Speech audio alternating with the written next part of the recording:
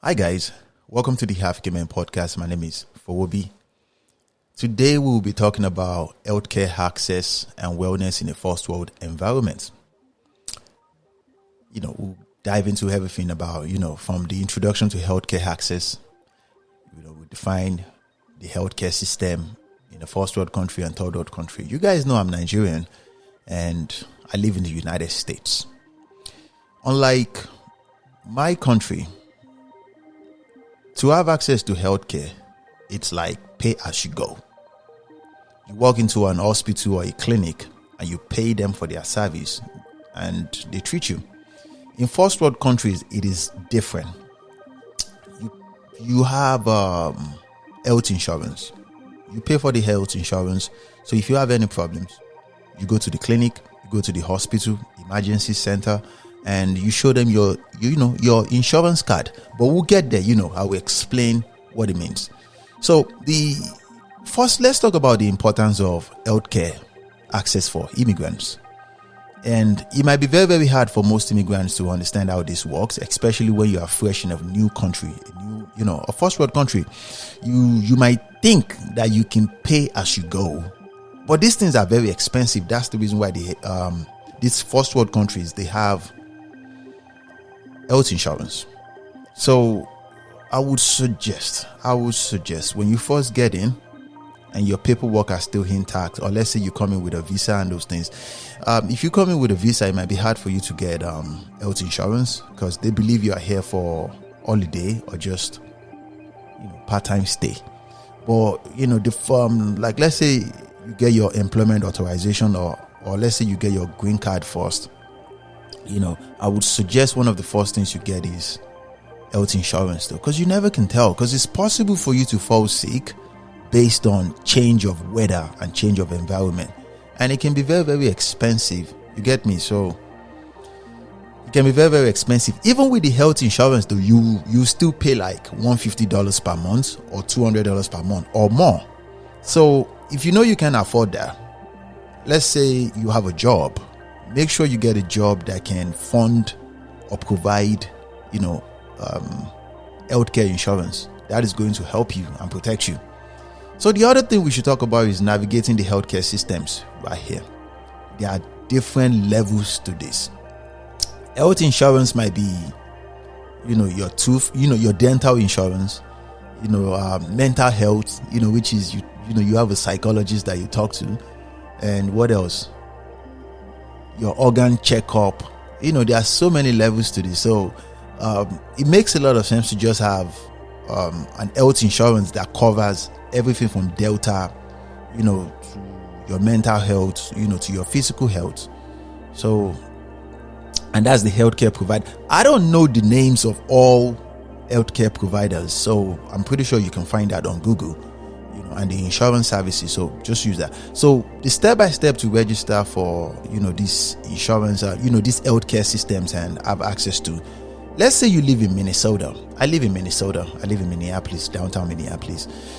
Let's say I'm looking for an healthcare facility. All I have to do is type in emergency center near me, or I type hospitals near me. As simple as that, though. Or you write health clinic near me. It's that simple. That's the fastest way to find them. So let's talk about what I first mentioned, the health insurance. Let me break it down, what it means by, health insurance and the process of enrolling in health insurance programs. First, let's talk about the different types of health insurance options. I mentioned it previously, the dental, it might be mental health, it might be overall, which is everything from your physical health, your mental, your dental, and it might just be okay if you lose your job, but that is another conversation for another day. But this one, the major thing about your health, for me, those three things are the most important: your mental health, your overall health, and your mental health. So it's not something you need to overthink. Go to your Google and type it. You see as many options as possible. If you type it on Google, let's say mental health insurance near me, you will find them. Or mental health insurance in Minnesota, you will find them. And you can weigh your options. Some are as cheap as $50, because it's singular. Like, take for example, if you subscribe for dental insurance, it might be different from, it might be cheaper compared to overall, which is overall covers your health, your mental health, your dental. You get me? That one costs more. So let's say all you need is your dental. Oh, another form of insurance. Your eyes insurance. Yes. Eyes. Your eye, the eyes that you use to see things. Yeah, that one too. So that one might be $25, that one might be $30, it might be $50, it might be $100. It depends on what you get. So weigh your options, do your research, and make sure you know these things. Another thing is primary health care services. Access primary care physicians and general practitioners. It might be pay as you go. Some people might tell you that, okay, for every checkup you pay $20, or for every checkup you pay $50. You get me? Like, okay. So, you want to weigh your options. My best advice to you is select the health insurance that is provided to you by your place of work. Yeah. It's going to help you though. While some of them will tell you that you have to pay for that health insurance because they deduct the money from your paycheck. Like, you have to pay for that health insurance first. Some might say 6 months, some might say 12 months, and after that, okay, then you can use it. Make sure you use you weigh your options before you start using all this, because this is the United States, or let's say this is a first world country. Everyone is trying to hustle everybody. You get me? So another thing I want you to do your research on is specialized healthcare services. Explore access to specialized medical services and procedures for referrals to specialists. Don't just take the first name on the list. Do your research. Check for previous users' feedbacks online and see if these are good healthcare services for you. Also, emergency healthcare protocols though. Just in case of emergency, you never can tell what will happen to you. Make sure you know where the hospital is located. Make sure you know how to get there. Make sure you know how much it costs to get Uber or the number to call emergency. Like, let's say, in the United States, for example, we call 911 and the 911 will help you call the emergency hospital, if that makes sense, because we are individuals and I don't think it's right. I've never tried it before though, to call the hospital directly and say, okay, I need your help, because I've been in a couple of accidents in this first world country. So, I pray bad things never happen to you. I hope bad things never happen to you, but it's in your best interest to know all these things. So another thing is mental health support services. Availability of mental health services in the new country. Breaking stigmas and seeking mental health support. I know one thing for a fact, as Africans, we, or just people in general, people don't like other people to know that they struggle mentally. We are all human beings. It's just like you struggling health-wise, but you don't want to talk about you don't want to seek support. You don't need to tell the whole world that you need mental health support. Remember, we have different strengths and different weaknesses. Don't be ashamed of, looking for help. Go out there and talk to people though, especially professionals. You don't need to talk to your friends and your family about this.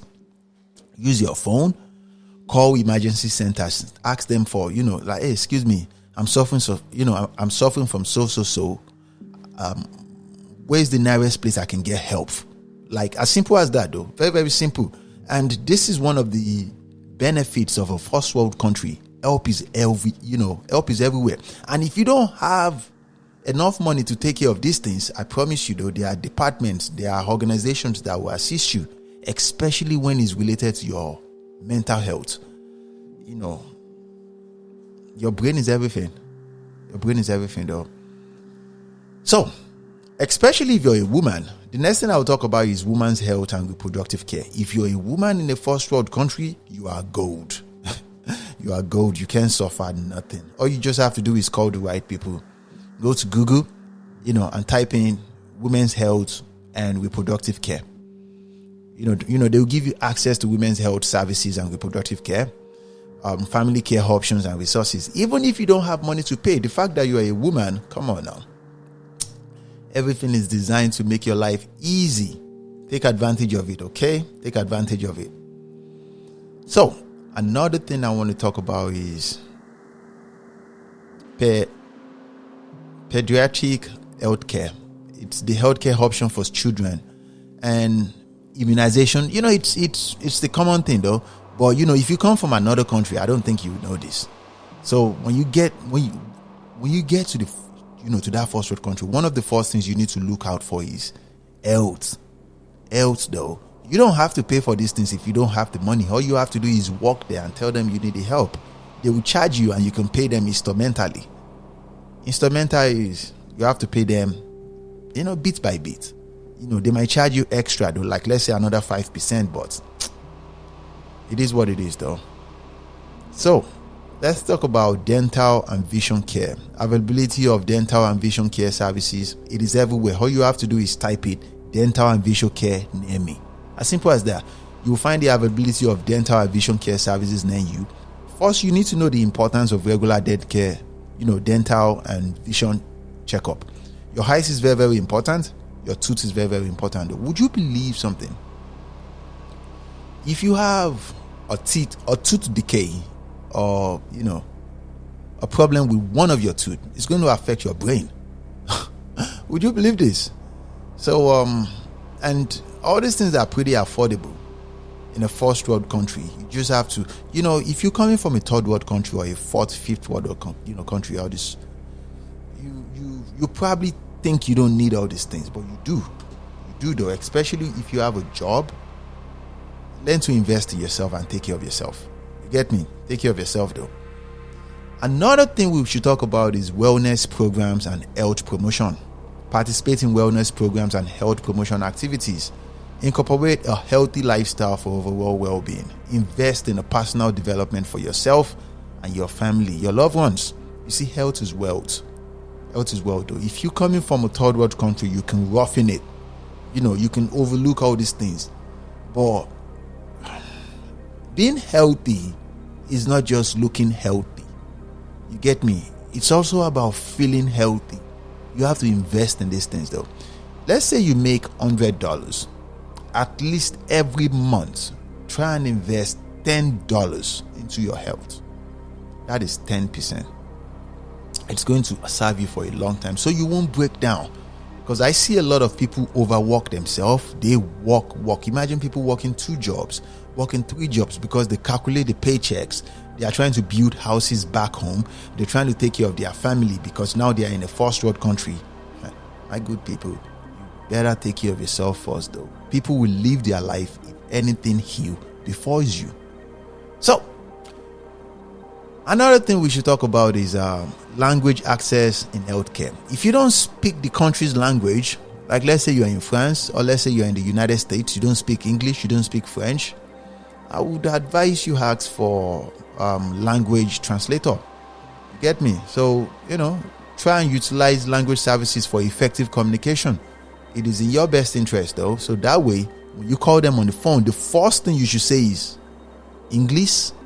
Like let's say you're from Mexico, you're in the United States, or you are in an English speaking country. The first thing you tell them is, you speak your language, then you tell them, I don't speak social language. I need translator. You say that in your language though. I promise you they will get somebody that speaks your language though. Because it is a first world country for a reason. They are understandable and they will provide the help you need. So another thing we should talk about is community health resources. Access community health resources and clinic. You can find this information easily on Google. And I want you to participate in community health programs. You have to though, especially if you are not yet the citizen of that country. You should learn to participate in community health programs though. That way you have friends, you have allies, you have people within. You will find people of the same like minds, people of your heritage, people of your ethnicity and race. Because we all need people though. In a first world country where it's not your home country, you don't want, what is that word? You don't want to be an island. Does that make sense? You don't want to be an island though. You need people. You need people that will guide you. You need people that will protect you. People that will tell you, okay, try this. Okay, don't try that. If that makes sense. So what else? Another thing. Fitness and recreation opportunities. Most people who come from third world countries or who come from another country into a first world country, they don't really prioritize their health and their, workout and, fitness and co. I would suggest you attend wellness education sections and workout and workshops. If you walk in, like let's say you push, because most times when you first come to that first world country, you think you can do 2 jobs. I promise you though, you will break down if you don't understand wellness education, because you're just walking, sleeping, walking. Let's say tops, you do it for 2 years. If you're not careful, you will break down, and you don't want to break down. So you need to engage in health-related educational activities. So that way you know the multivitamins to take, you know the amount of sleep you need to, to get. Because it's impossible to have a sound sleep if you're working 16 hours every day. If you work 16 hours every day, let's say 2 jobs, 8 hours every day, and you come back home, bro, you probably sleep like 4 hours because you have family to take care of. So, health is wealth. I want you to prioritize your health. Also, fitness and recreational opportunities. I want you to explore fitness facilities and recreational activities. It might be expensive to subscribe to a gym. And, most times when you're fresh in a first world country, all you think about is making all that money. Oh my God, it's $15 an hour. What? $15? If I can work 2 jobs, start working 24 hours a day. Shit, bro. You will break down. Yeah, you will break down though. So you have to pipe it low though. Pipe it low. That doesn't mean you are weak. That doesn't mean you are lazy. You're not lazy though. You have a lot of time. The first world country will teach you this. To be successful in a first world country is not just about hard work. It's about working smart. Yes. Say for example, let's say you're working at a group home that pays you $10 or $12 or $15 an hour. Let's say they pay you $20. You get me? You change diapers, you clean the floor, you clean the bathroom. You get me? You work hard and you beg for extra hours though. When you're working smart is when you start doing your research and you start diving into tech. You become a software engineer, or you become a DevOps engineer, or you do something in cybersecurity. Does that make sense? And now you're thinking outside of the box of, just working hard. Because when you work in tech, you don't work 8 hours. When you finish the project, that's when you finish the project. Now you're working smart. You're moving differently. If you guys don't know, I'm a software engineer. I have a master's degree in computer science, software engineering. Like, I'm telling you the real deal. But most people will tell you, I can't go back to school. It costs a lot of money. Because you're investing in in your future though. It is. Everything is challenging. You just have to pick your challenge. So another thing we should talk about is nutritional guidance. Access. I want you to get access to nutritional guidance and dietary resources. Understand local dietary norms and healthy eating options. It boils down to what I said previously. When you first come to a first world country, you just want to work and make as much money as you can. Well, a first world country will humble you though. And let me tell you how they will humble you. Let's say you make $100 per year. You have to pay back 35% of that $100. So out of every $100 you make, you have to pay back $35. Now, you have $75. Out of those $75, you have to pay your bills, your responsibility. And when you start paying for bills and funding your life, the life of your family, those at home, you will come to a conclusion. You don't have anything left. You get me? So the more you work, the more money you pay to them. So, and this is why most foreigners, they have businesses. Because people who have businesses in first world country, they don't pay back 35%. Hell no, because you borrow money from the bank too. 35% is a lot of money. 35, what? So that means if you make $100,000, that means you have to pay back 35,000? Come on now. So, pay attention to the nutritional guidance. Watch what you eat and protect your health. Figure out a way to make money. You will make money if that's that's the reason why you came to a first world country. You will, but you have to do it smart. Everything you do in a first world country, you do it smart. You do it as smart as possible. You get me? So, healthcare rights and advocacy. Knowing healthcare rights as an immigrant, you need to know this and advocate for equal healthcare access. Most countries, some first world countries will say they can offer you healthcare services because you're an immigrant. If you have the right paperwork, I would suggest you stand your ground.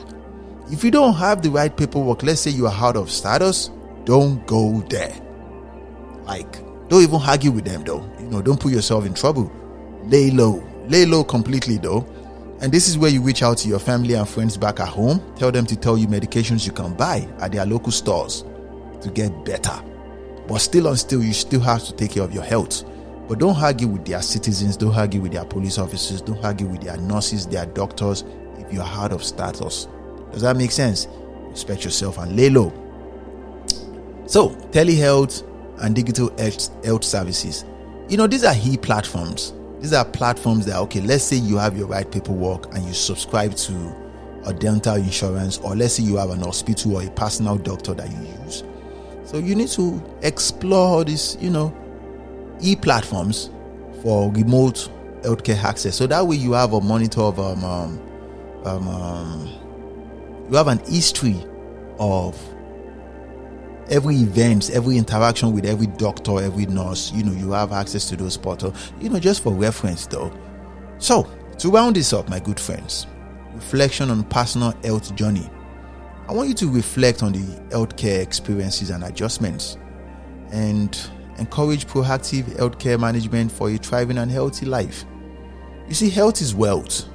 Majority of the time when we come from other country into a first world country, people don't prioritize their health as much as they should. The money is the focus. The money is the motivation. Oh, I must get to the bag. Be careful, my friends. Be very, very careful. You will get to the bag though, if that is what you want. Thousands, millions of people have done this before you and they became successful. You get me? They became very, very powerful. And you will become powerful. You will become successful because you're destined for it. But protect your health, my friends. Protect your health. Have good night sleeps. At least every night. Give yourself the opportunity to sleep 7 hours. Don't break down though, because people break down. You get me? As strong as your mental health might be, the fact that you came from a third world country, I respect that. But the lifestyle of a first world country, it is designed to break you. If you're not careful, it will break you though. Because you work so hard. And at the end of the day though, it's almost like you're not working at all. Protect yourself, my good friends. Show your love, show your support. Subscribe to our YouTube channel. Check out the link down below for more access to the 𝗏𝗃𝗵 podcast. Once again, my name is 𝗩𝗰𝗰𝗵. I'm your host. Take it easy, my friends. On to the next one.